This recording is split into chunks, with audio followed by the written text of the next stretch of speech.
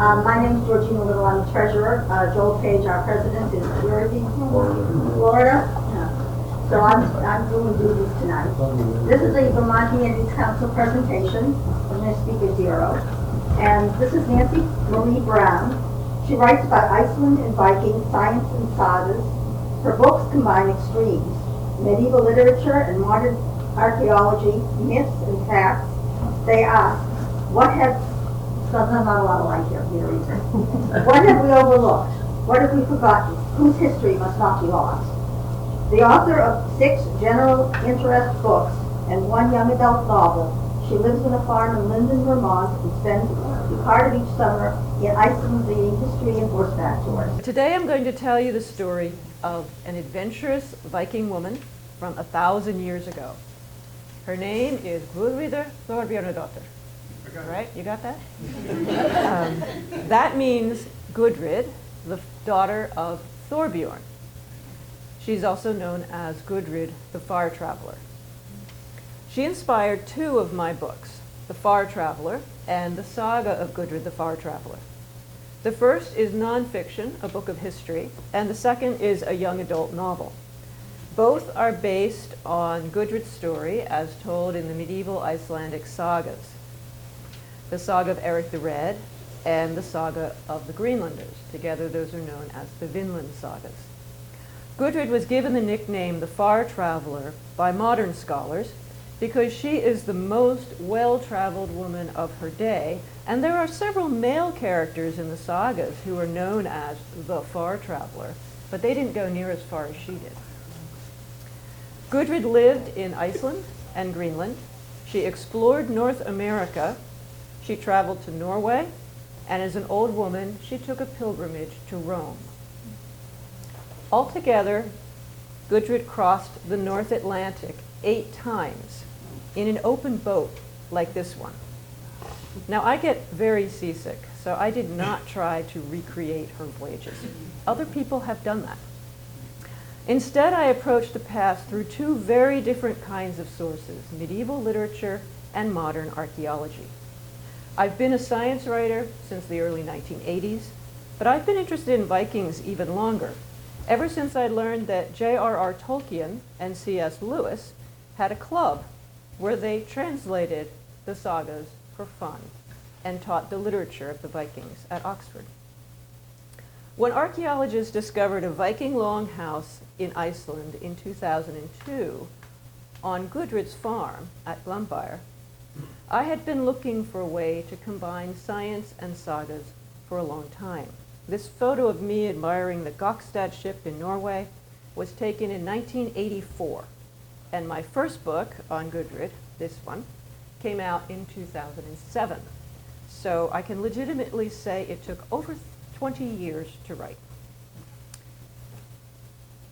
The sagas of Icelanders are Iceland's claim to literary fame. These 40 or so tales of love, glory, hard times, and strife were written down in the 13th and 14th centuries, though they tell stories from around the year 1000. But the 2 sagas that tell the story of Gudrid the Far-Traveler are not the best ones. They're very short, their plots don't hang together, their use of folktale motifs, such as ghosts and fortune tellers, is clumsy. To me, they read like sketches from a writer's notebook. So to learn what the sagas were not telling me, I turned to science. I volunteered for 5 weeks on the dig at Glenbyre in Iceland. I interviewed archaeologists and visited Viking sites in Norway, Denmark, Scotland, Greenland, and Newfoundland. And I read over 350 books and scholarly papers. I learned how to make and sail a Viking ship, how to build a longhouse, how to weave a cloak or a sail, both of which were done only by women, what the Vikings ate, how their language affected ours, the status of women in the society, and how Christianity slowly changed their world. I wanted this book to change the meaning of the word Viking. Most people think the Vikings were these bloodthirsty berserkers who terrorized the monks at Lindisfarne in 793 and went on to sack Paris and London and Hamburg and Seville and the Mediterranean port of Luna, which they thought was Rome. Some people do think of Leif Eiriksson, the guy with the axe there, who discovered America in around the year 1000. But why does Leif get all the credit? After his first sight of the New World, he never went back. Gudrid was Leif's sister-in-law. She was the real explorer. She tried to settle in the New World twice with 2 different husbands. So now I'm going to read to you from the Far-Traveler, tell you how I introduce her. 1,000 years ago, an old woman named Gudrid stood on the threshold of her house, contemplating her next voyage. Now I stand there in her stead, looking out at a long bank of treeless mountains. A pass to the east leads up along a leaping stream into high pastures that, as I watch, are lit by a shaft of sunlight and as quickly fade to gray. I turn away, get back to work. I have spent the summer with a team of archaeologists uncovering the remains of Gudrid's house with shovel and trowel, and today, in a misty, cold rain, my Icelandic sweater smeared with mud, I must help rebury it. For 5 long weeks, we traced the outline of this Viking longhouse, finding the 4 rooms Gudrid lived in, the doors she entered and left by, our only clues the colors and patterns in the hard-packed earth. The house, built of blocks of turf or sod laid up in a herringbone pattern, was abandoned and flattened sometime in the half-century between 1050 and 1104. The date that sticks in my mind is 1066, the end of the Viking Age. In the years since then, Gudrid's house was buried by wind-blown soil, and so preserved for the archaeologists to find, 8 inches below the plow zone in the hayfield at Glumbyr, the farm of merry noise in northern Iceland. For the scientists, laying landscape fabric on top of the walls and piling dirt back on by the bucketful is an ordinary end-of-the-season chore, putting the site to bed, as they say. They don't even complain about the rain. But the Gudrid I imagine standing on her threshold 1,000 years ago, watching the winds comb the woolly clouds across the flat-topped mountains, would not have been sad. She would have turned to look north, where the valley widens out to sea, and smiled. For her, a new adventure was beginning. Despite her age, she was soon to be a grandmother, she was on her way across the sea to Norway and then south to Rome. This pilgrimage was not the first or the farthest of her voyages. 20 years before, she had sailed west from Greenland off the edge of the known world. She was 19, newlywed for the 2nd or 3rd time, and pregnant for the 1st. With her were her husband, Thorfinn Karlsevne, and 3 Viking crews in clinker-built boats. They were sailing to Vinland, a fabulous land that Leif Eiriksson, son of Greenland's founder, Eric the Red, had washed up on a few years back when he was caught in a summer storm sailing west across the icy North Atlantic from Norway. It was Gudrid's 2nd attempt to get to Vinland. She meant to settle in this new world. At summer's end, the crews beached their ships on a grassy shore and built a longhouse out of turf. There, Gudrid gave birth to her son, Snorri. For 3 years, they explored their Vinland, or wine land. They found salmon and halibut, tall trees and lush grasslands, wine grapes, and a grain like wheat. They saw islands full of eider ducks, bears, or foxes, mountains and marvelous beaches, fjords with fierce currents and wide tidal lagoons. And they met strangers, whose language they could not understand, strangers who had never seen an axe or a bull, who were delighted by the taste of milk and traded packs full of furs for thin strips of red wool cloth. Strangers who fought with stone-tipped arrows and whose numbers were overwhelming.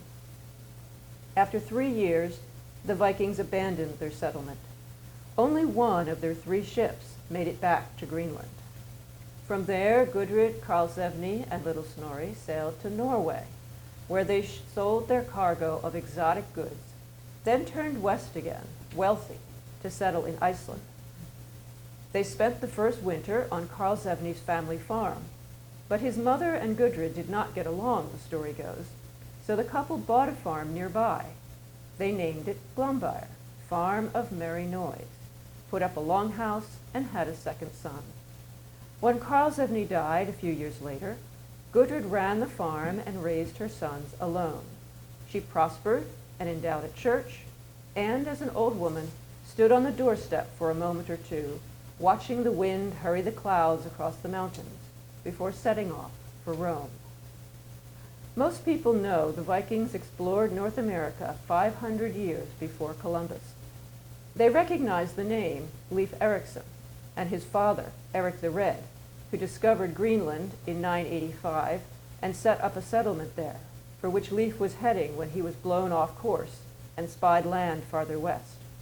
Fewer have heard of the voyages of Gudrid the Far-Traveler. That's the beginning of that book. To understand Gudrid and her voyages, you need to know something about where she lived. Gudrid was born on Snæfellsnes, the western tip of Iceland. The landscape here is dominated by the great glacier, Snæfellsjökull, which means Snow Mountains Glacier. Beneath the glacier hides a volcano, known to the people of Gudrid's day only from a pleasant side effect. Water, hot enough for washing, bubbled up from the ground not far away. The farm where Gudrid was born is called Laugerbrekka, or Hot Springs Slope. It was claimed by Gudrid's maternal grandfather during the settlement of Iceland, which lasted from about 870 to 930 AD. There were no indigenous people living in Iceland when the Vikings arrived, so a family could claim as much land as they could hold on to. This grandfather came from Norway. But Gudrid's paternal grandfather came from Scotland. DNA studies of the modern Icelandic population have shown that the men are 80% Scandinavian and 20% Celtic, but the women are only 40% Scandinavian and 60% Celtic. And many of the settlers who came from the British Isles to Iceland were Christian, so the idea that the Vikings were a pagan horde is a myth. Gudrid's grandfathers were not only Vikings, they were farmers. The economy of early Iceland is based on hay, since grass is the only crop that grows well in Iceland's harsh environment. This is a hay field at Laugerbrekka. The tussocks, or thuvur, in the foreground were caused by frost heaving. Those that I'm standing on are the remains of a turf house. The Vikings needed hay to feed their horses, cows, and sheep. Horses were necessary for transportation, since there are not many navigable rivers in Iceland. Cows were highly valued because the Viking diet was based on milk and cheese. One of Gudrid's chores throughout her life would have been milking the cows and making butter and yogurt and cheese, which was sometimes stored in bogs or up in the ice of the glacier. The Vikings also ate a lot of meats pickled in sour whey. But they milked their sheep also. Sheep's milk has more vitamin C than cow's milk. Sheep were mostly prized for their wool, however. To keep her family well dressed, Gudrid would have had to clean, sort, and spin the wool of 100 sheep a year. To make the sail for a Viking ship required 1,000,000 feet of thread. It took 2 women 4.5 years to make and used the wool of over 200 sheep. Because of all the sheep and cows, by 100 years after the settlement of Iceland, erosion was becoming a problem. If you follow this series of photographs clockwise from the sheep, you can see what the grazing animals did to Iceland's landscape. Even today, the sheep eat off the grass, the wind starts working at the exposed soil, the pasture turns into sand dunes with a few tufts of grass showing, until in some places all you have is sand. The last photograph is again Løyabrekka, the farm where Gudrid was born, and you can see how much of it is bare gravel and sand, even though the farm has been abandoned for many years. The land does not recover quickly. In the year 1000, when Gudrid was about 15, her father took her to Greenland, where he hoped to begin again. Erosion may have been one of the reasons he left Iceland. Gudrid's father was a good friend of Eric the Red, who had discovered Greenland and established a colony there in 985. So when they arrived, Eric gave them a farm. But Greenland wasn't really an improvement over Iceland. Archaeologists can tell this by comparing the Viking houses they have found in Iceland and in Greenland. The three photographs here that look green are from Iceland. This is the reconstruction of Eric the Red's house at Eiriksstaðir. The fourth picture is the reconstruction of Eric's house in Greenland at Brattahlid. Gudrid would have grown up in a house like this one. It is essentially a post and beam wood frame with thick outside walls built up from blocks of sod or turf.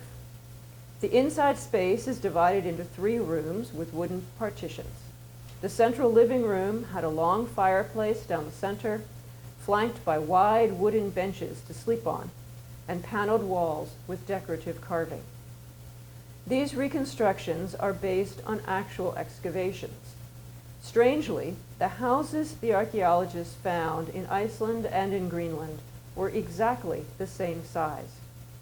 An archaeologist from Iceland's National Museum believes wood was so precious that the emigrants literally pulled up stakes and brought the posts and beams and paneling of their houses with them. He actually tried it with this replica. It was built in Iceland, then taken down and transported to Greenland. This is Eriksfjord in Greenland, where Gudrid lived most of her years in that country. I was there in May when the lambs were being born, and you could still see icebergs in the water.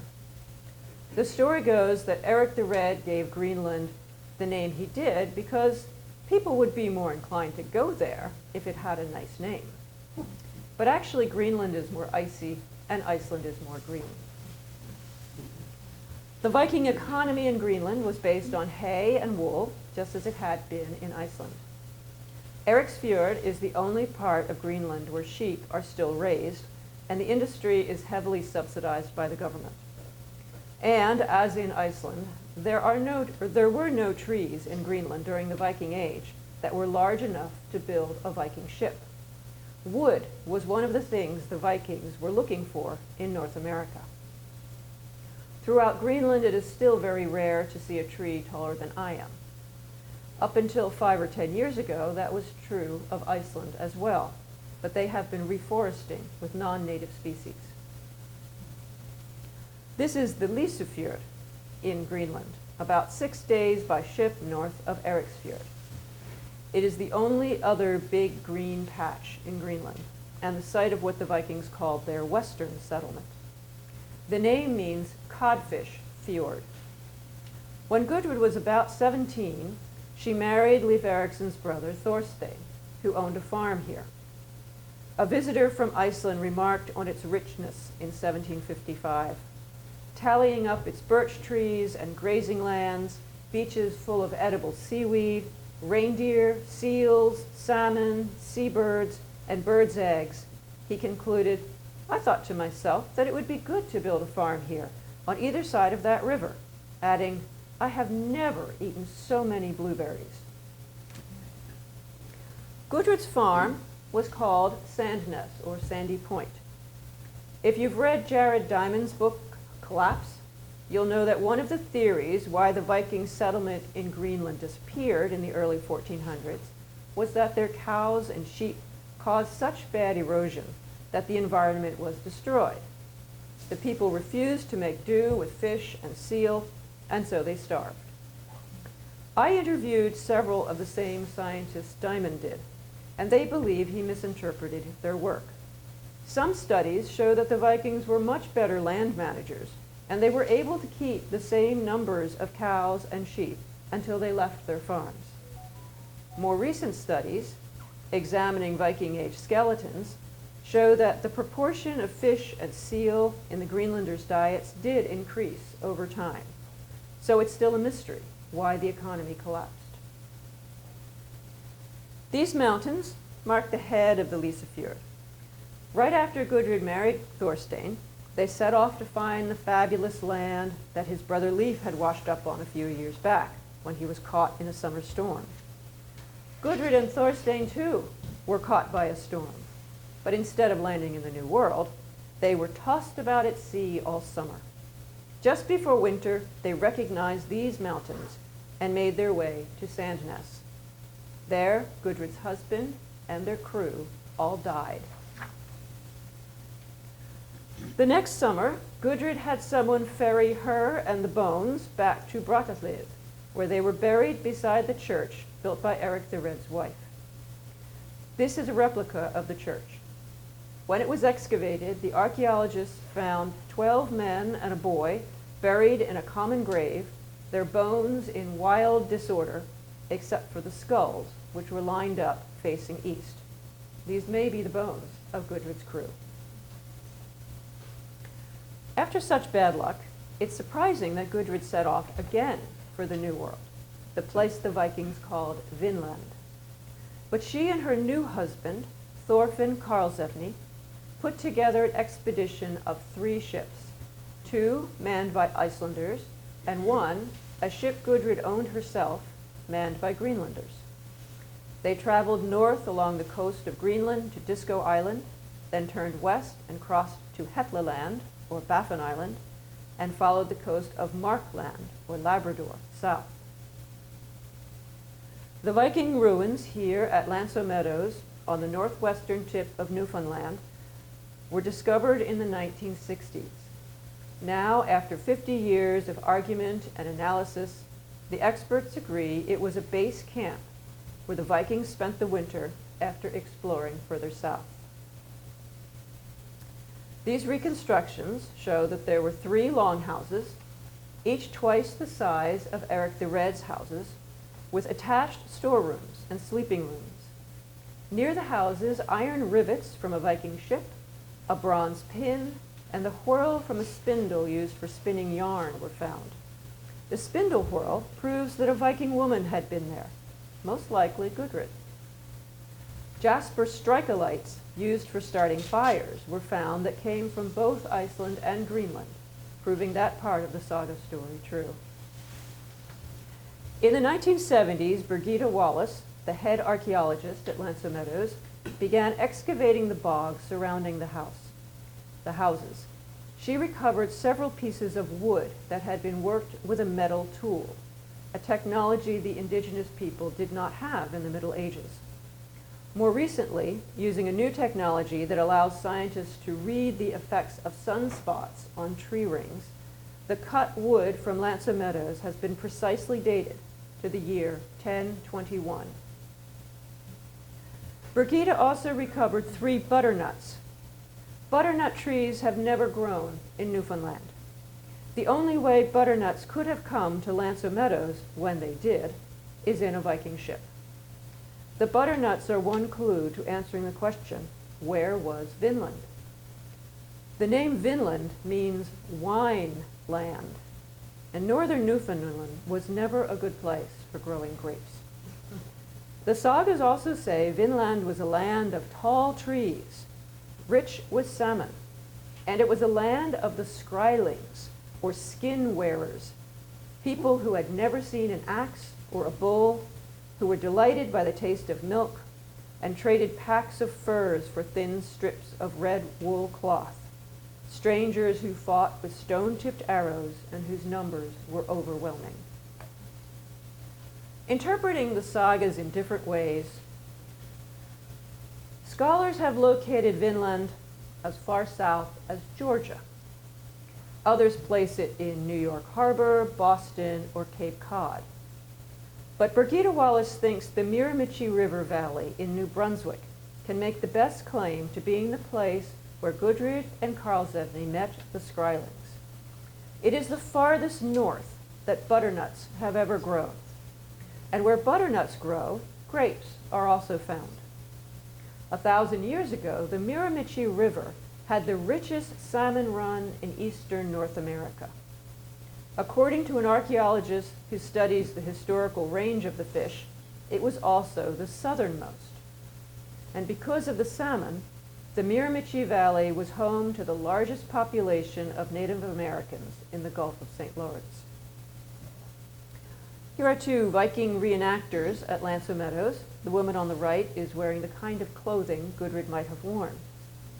In the medieval saga of the Greenlanders, written by one of Gudrid's descendants, there is a story about Gudrid meeting a scrying woman and their strange attempts to communicate. Could this story be true? I think so.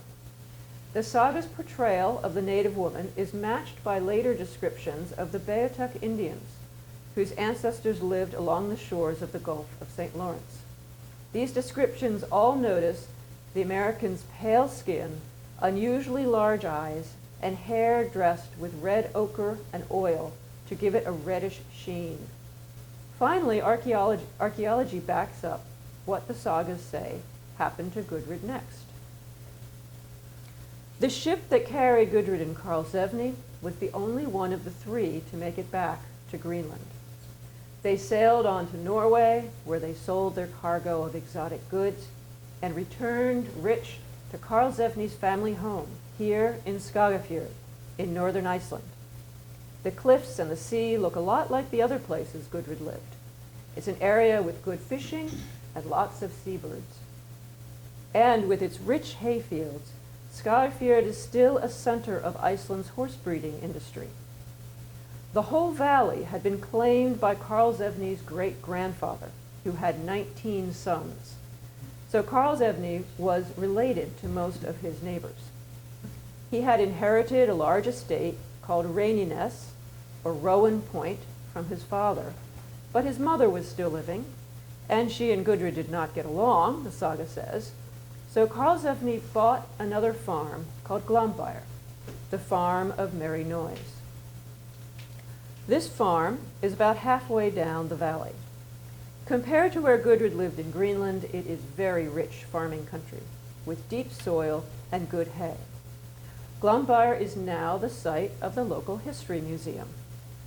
This turf farmhouse dates back to the 1700s and is one of the best preserved in the country. The museum sponsors seminars on turf building techniques.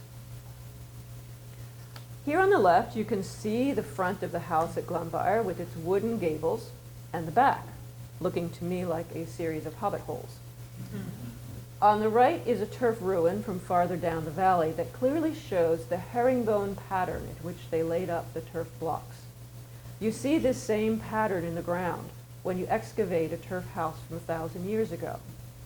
The walls of a turf house last 50 to 100 years before they need to be replaced. But they need constant attention if the house is going to stay standing, which is why the museum curators at Glombyr have become experts on building with turf. Right in front of the museum buildings, under a very flat hayfield, archaeologist John Steinberg found a turf longhouse that dated to Gudrid's days. Here you can see him in the middle, at work in 2005. He and his team were developing a method to combine soil sampling with remote sensing, using microwaves to see beneath the soil, a method that is now pretty standard in archaeology. John let me join him for one season when we uncovered the tops of the walls to test the remote sensing maps. This is the result of our 5 weeks' work. You can see the main house outlined in flags. The turf walls are 6 feet thick, and the structure was twice the size of Erik the Red's houses in Iceland or Greenland that I showed you earlier. There were 3 smaller rooms attached, just like the houses found in Newfoundland. The house at Glombyr had been built just after the year 1000 and pushed down with all the wooden pieces taken out first, sometime between 1050 and 1075. It could be the house that the sagas say Gudrid built on this farm when she returned from America. John Steinberg, as a scientist, reminds me there's no way to prove that. But Siri Sigurðardóttir, who was the curator at Glenbar the year that I worked there, offered me a compromise. The archaeology has given the saga a place. Whether they are true or not, she says, the sagas have meaning for people. Icelanders have listened to them for 1,000 years. They have the soul of the people in them. Thank you. That's what I wanted to tell you about Gudrid. But before I take questions from you, just let me offer to take you with me to Iceland in June, where we'll be going to Gudrid's birthplace, among other things. So thank you very much, and I'm happy to take any questions. Who's going to begin? Squeeze it in between. Yes. You said it took you 20 years to write a book? Oh, yeah. Well, it took me 20 years to find a topic that would combine sagas, medieval Icelandic sagas, and modern science. So looking around for an idea was a long piece of the process. Learning to be a good writer was another piece of the process. But putting it all together, I mean, I learned about this project in 2002, and the book came out in 2007. So that was the actual writing process. A lot of the rest was inspiration, research. But I did do an interview in 1984 when I was visiting the Gokstad ship with the museum curator there that I had hoped to sell as a magazine article. And that interview made its way into the book. So some of it was 20 years old. And believe me, it can take over 20 years to write a book. I have some others that have a long gestation period. In the back? Yeah, you mentioned, and it was one or two different times, so only one of the ships of three that got back to Norway or wherever, Iceland, wherever. What happened to the other two? Were they lost at sea? They sank. And We don't know. What about the sailors? Were they? They never came back home. We do not know what happened to them. That's one of the interesting things about the Vikings' explorations of North America. There are mentions in the sagas of other expeditions that set out for the New World, but there are no mentions of them coming back. So you can imagine there were a lot of people going, to the west, but not a lot of successful return voyages. One of the problems with the discovery of America at that time was there were only about 5,000 or 7,000 people total living on Greenland. And if you set off with 3 ships with even the minimum crew of maybe 75, all young, strong, hardy workers, and that happens summer after summer, you suddenly don't have a viable colony in Greenland anymore. So they think that's one of the reasons that the Viking Greenland colony died out, was that their young people didn't come back home.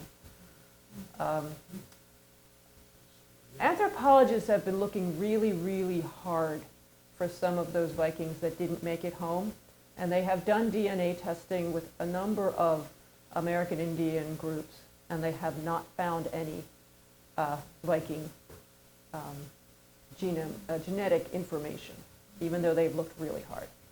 So we can't say that they ended up here. We don't know what happened to them. Chances are they drowned. Yes?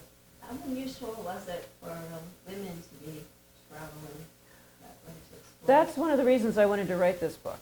The people who wrote the sagas, like almost all medieval literature, were predominantly men. And they were predominantly churchmen or church educated. And starting in the 1300s, the church had a problem with women and did not want women to have positions of power in the society as they had had back in the year 1000. So a lot of women were written out of history at about that time, or they're just sort of marginally mentioned the way Gudrid is in the sagas.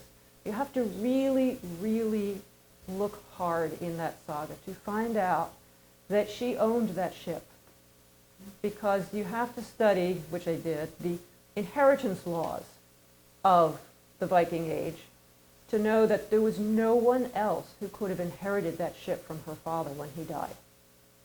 So there's a ship in Greenland, and somebody has to own it, and she's the only one who legally has claim to that. Now, if she married again, her husband could have claim to that ship.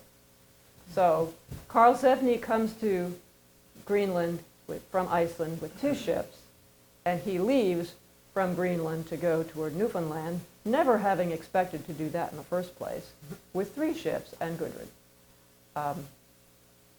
It seems to me pretty plain that she was the one who organized this expedition and said, no, let's not go back to Iceland. There's nothing new there. Let's go west.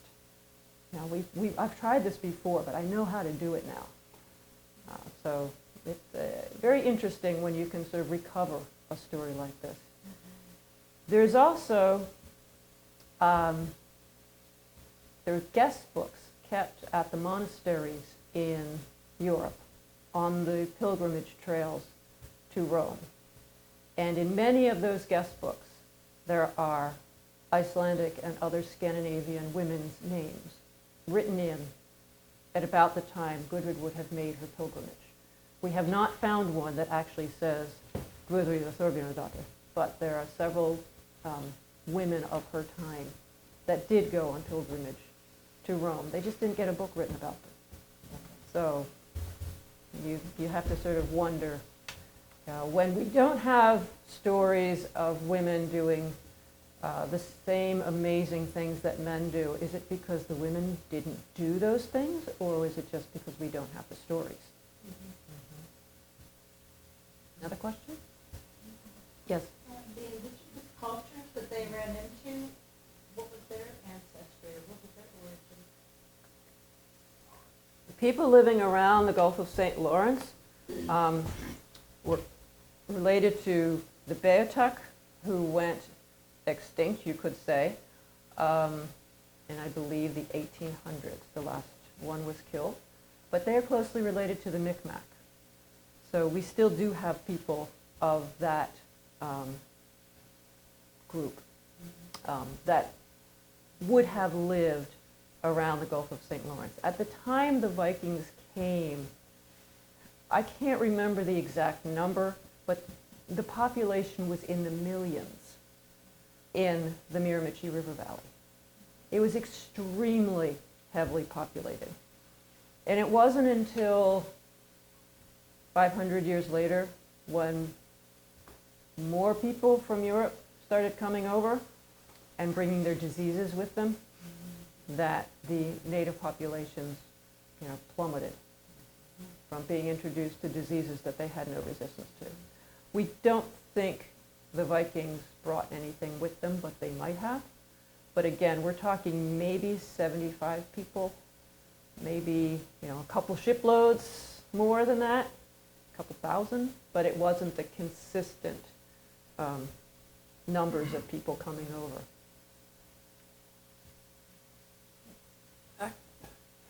What language were the sagas written in? The sagas are written in Old Norse or Old Icelandic, which is as close to modern Icelandic as Shakespearean English is to ours. So any normal, educated, modern Icelander can open any one of the sagas and make sense of it. There are some spelling differences. It depends who edited it, to whether it's easier or harder to read, because sometimes they leave out a lot of vowels. But they can make sense of it. They can enjoy it. Kids read the sagas in school. So it would be like when I was in 5th grade, we did Macbeth as a school play. It's that sort of, it's that close to their culture. If you go to Iceland, especially in the city of Reykjavik, you will find a saga character on every street corner. Your beer will be named after a saga character, your soda will be named after a saga character, your chocolate bar will be named after a saga character. You can't avoid them. And people know who these people are. They know the basic stories. Like we would know who George Washington is, except that's only 200 years and this is 1,000 years. So it's part of their history. And the place names have not changed. So when I first went to Iceland, I went to a place that was where my favorite saga character lived. And it was a working dairy farm.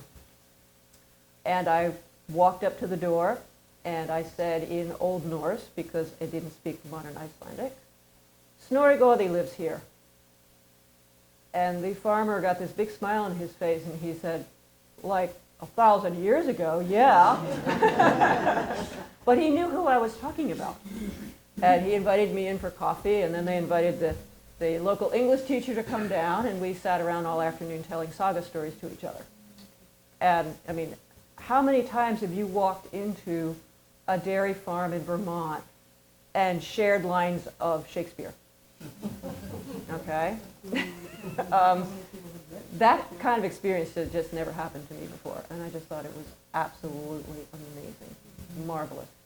At that time, I was thinking I should do a PhD, and I decided, no, I should go visit Iceland more often. You know, spend the money talking to farmers in their dairy barns and learning, you know, how the stories are still alive. You know, not that they are, you know, some piece of dead literature. Yeah. She went to Rome. Mm-hmm. Did she have any kind of trouble getting there? Did she know the whole route? Yes, the route was very well worked out. People went on like tour groups. So she would have gone first to Norway, and she would have then joined a group of people that would have gone together to Denmark. And from monastery to monastery to monastery, the route was worked out so that it was an easy day's walk.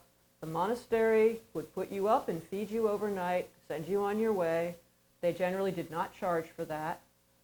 Some very lucky people would get horses, be able to afford a horse to do it, but most people just walked. The hardest thing was crossing the Alps because the weather could be really terrible, and there's some really moving medieval descriptions of people from about this time, you know, struggling through snowstorms and having avalanches falling on half their party and things like that. Well, thank you very much. Yeah, thank you.